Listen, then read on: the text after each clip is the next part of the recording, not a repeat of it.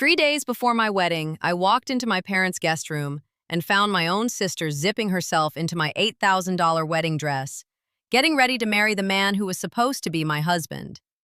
That moment broke something in me, but it also lit a fire that would end with both of them losing everything. If you love revenge stories where karma actually shows up on time, hit subscribe now, because this one gets wild fast. My name is Claire. I'm 31. And back then, I was working as a marketing coordinator in Austin, Texas, living a quiet, steady life I'd built brick by brick. I grew up in a modest household. My dad managed a hardware store for 20 years. My mom taught piano lessons out of our living room. I have one sister, Brooke, 2 years younger, who'd spent her whole life standing in my shadow and hating it. Then I met Tyler, 33, a real estate broker, the kind of man who showed up early, remembered everything you said, and made you feel like the only person in the room. Everyone told me I was lucky. Even I believed it. But my college roommate Nadia saw something the rest of us missed. One night at dinner, she watched Tyler laugh a little too long at one of Brooke's jokes, his hand lingering a beat too close to hers on the table. Later, she pulled me aside. "Claire, I'm not trying to start anything, but something about the way he looks at Brooke feels off." I brushed it away. "Nadia, that's my sister. You're imagining things." I wish I'd listened. That warning sign sat there quietly, ignored, while everything around it kept building toward disaster. The first year with Tyler felt like a highlight reel. Weekend trips to the coast, handwritten cards left on my car windshield, dinners at restaurants he'd booked weeks in advance just to surprise me. I told my coworkers I'd found the one. I actually believed it. Then the cracks started showing. At first it was small. "Are you really wearing that to the office?" Or a sharp comment when I made plans without checking with him first. "I guess I don't matter enough to be included." I told myself he just cared deeply, that this was passion, not control. Then my friends started disappearing from my life. Tyler always had a reason girls' nights were unnecessary, or that my parents were too much to deal with on weekends. Slowly, my world shrank down to just him. The first real incident happened at his company's holiday party. I spent too long, in his opinion, talking to a coworker of his. In the car afterward, he gripped my wrist so hard I gasped, his voice low and cold. "Do you enjoy embarrassing me like that?" The next morning, there were finger-shaped bruises on my arm, and Tyler showed up with coffee and tears in his eyes. "Claire, I don't know what came over me. You're my whole world. Please don't leave me." I stayed, because I thought love meant giving second chances. That pattern repeated for the next year. An incident, then guilt, then apology. But each apology got smaller. First it was flowers and a handwritten letter. Then just a mumbled sorry over takeout. Eventually, nothing. Just cold silence, like the incident had never even happened, and I was expected to move on like it hadn't. Our wedding was set for June 14th. With 1 week left, my mother kept my dress hanging in the guest room closet at my parents' house for the final fitting. A dress she'd saved 3 years of birthday and holiday money to help buy me. 5 days before the wedding, I left work early with a migraine and drove straight to my parents' house to lie down. The house was unusually quiet. But behind the guest room door, I heard hushed voices and quiet giggling. I opened the door.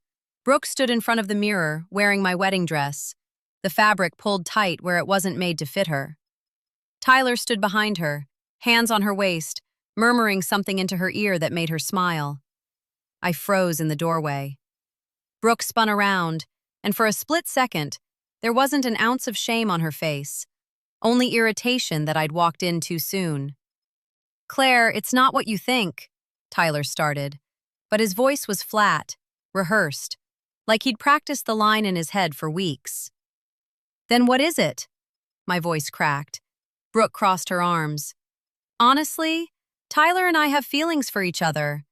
Maybe it's better this came out now instead of after the wedding." My own sister was standing in my dress, in my parents' house, telling me my heartbreak was a favor to me. That night, numb and shaking, I sat at my kitchen table and opened my laptop to check our shared wedding budget spreadsheet, something I hadn't looked at in weeks because Tyler had insisted on handling the finances. What I found stopped my breath. Over 4 months, Tyler had quietly transferred $52,000 out of our joint wedding account into a separate personal account I didn't even know existed. He wasn't just betraying me emotionally, he'd been stealing from me in plain sight. I called Nadia that night, sobbing so hard I could barely speak. She drove over immediately, sat with me until 3 a.m., and said the words I needed to hear. "Claire, we're not just going to cry about this. We're going to do something about it." Nadia worked as a legal assistant at a firm downtown, and she knew exactly what this meant. Moving shared funds without consent wasn't just a betrayal. It was fraud, especially since the account required both signatures for withdrawals over $10,000. A rule Tyler had quietly worked around using an old joint login I never revoked. Together, we spent the next week gathering everything: bank statements, screenshots of the secret account, and texts between Tyler and Brooke that Brooke had foolishly left open on a shared family iPad. I also had something I never thought I'd need: a voicemail Tyler left, drunk, after the holiday party incident, admitting he'd grabbed me a little too hard and begging me not to tell anyone.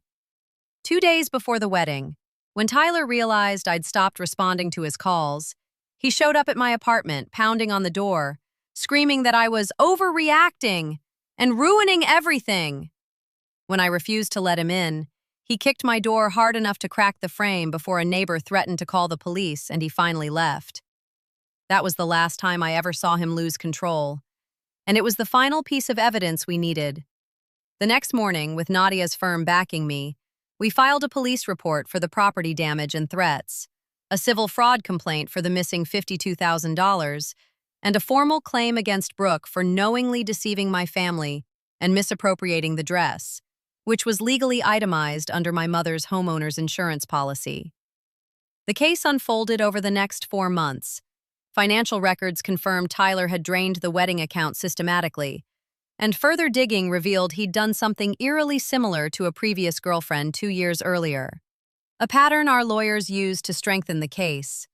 The court ruled against Tyler for a total of $2 million in damages and restitution, factoring in fraud, emotional damages, and legal fees, after it also surfaced that he'd misused client escrow funds at his brokerage, the discovery that ended his real estate license permanently. He lost his job, his license, and nearly every asset he owned. Brooke, who'd already moved in with him by then, was named in the civil suit for her role in the deception and dress theft. Within 10 weeks, their landlord terminated their lease after the story hit local news. Real estate brokers sued for $2 million after fraud, family betrayal scandal. They had nowhere to go. Brooke called our parents once, asking to move back home. My father, quietly furious for the first time in his life, told her no. The wedding dress came back to my mother a little wrinkled, but otherwise fine. I never wore it. Instead, my mother had it cleaned and stored it away, saying maybe one day I'd want a piece of it remade into something new, something mine, untouched by what happened. A year later, I moved to a new city, started a new job, and slowly rebuilt a life that felt like it actually belonged to me. I'm not the same person I was before Tyler. I'm steadier now, sharper. And I finally understand that the people who truly love you don't leave bruises, secrets, or empty bank accounts behind them. If this story moved you, make sure you're subscribed, because next time I'll share the story of a husband who thought he could hide a second family for 12 years, until one phone call changed everything. See you in the next story.